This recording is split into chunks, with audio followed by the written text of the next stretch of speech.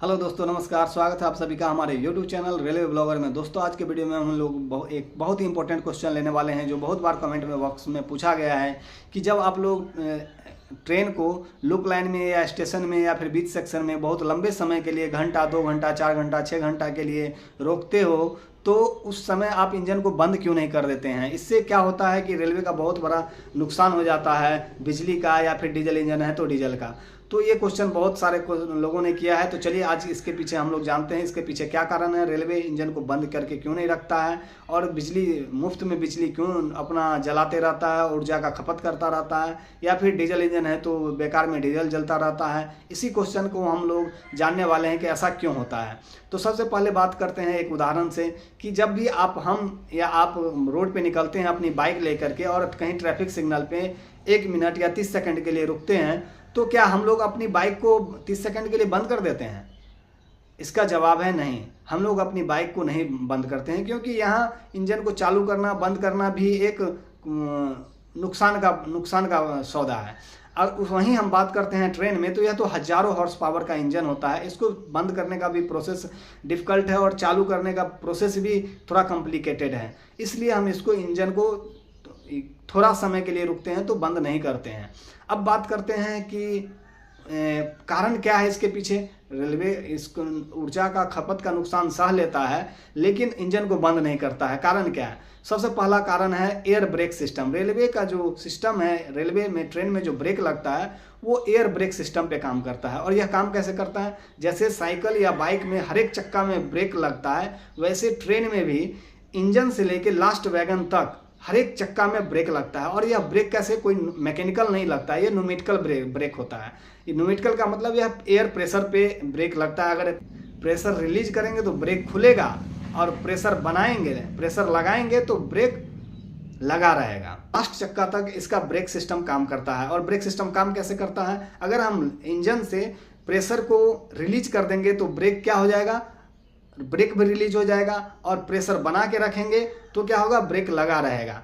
इसी तरीके से हम बात करते हैं, अगर हम इंजन को बंद कर देंगे तो ये जो प्रेशर बनाने के लिए लोको में एयर कंप्रेसर लगा होता है वो क्या हो जाएगा? बंद हो जाएगा। और वो बंद हो जाएगा तो इंजन से और लास्ट वैगन तक जो हमारा एयर के थ्रू एयर जा रहा है पाइप के थ्रू, वो धीरे धीरे क्या हो जाएगा? कम हो जाएगा। अगर वो कम हो गया तो क्या हो जाएगा? लोको में ब्रेक लगना भी धीरे धीरे, उसका लगा हुआ ब्रेक धीरे धीरे खुलने लगेगा। और जैसे ही ब्रेक खुलने लगेगा फिर उसको कोई जिधर भी ढलान की तरफ रहेगा वो इंजन आगे या पीछे की तरफ गाड़ी लुढ़क सकती है।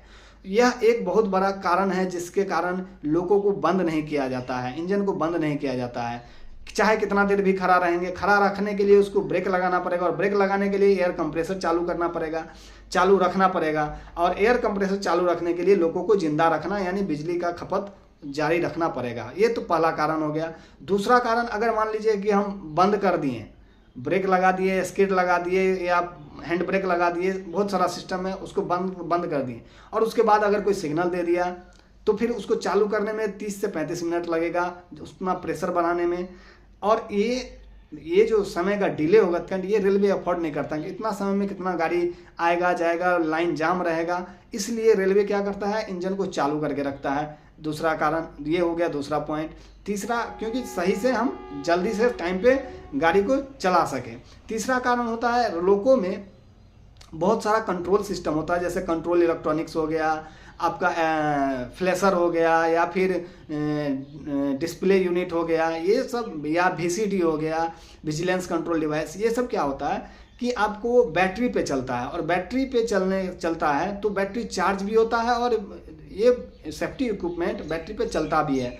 तो इससे क्या होता है, अगर हम लोगों को बंद कर देंगे तो बैटरी चार्ज होना बंद हो जाएगा और बैटरी चार्ज होना बंद हो जाएगा तो ये जो सेफ्टी इक्विपमेंट है धीरे धीरे बैटरी को डाउन कर देंगे। और बैटरी डाउन हो जाएगा तो लोगों पर जो सेफ्टी कंट्रोल लगा के रखे हैं हम लोग, वो काम करना धीरे धीरे बंद हो जाएगा।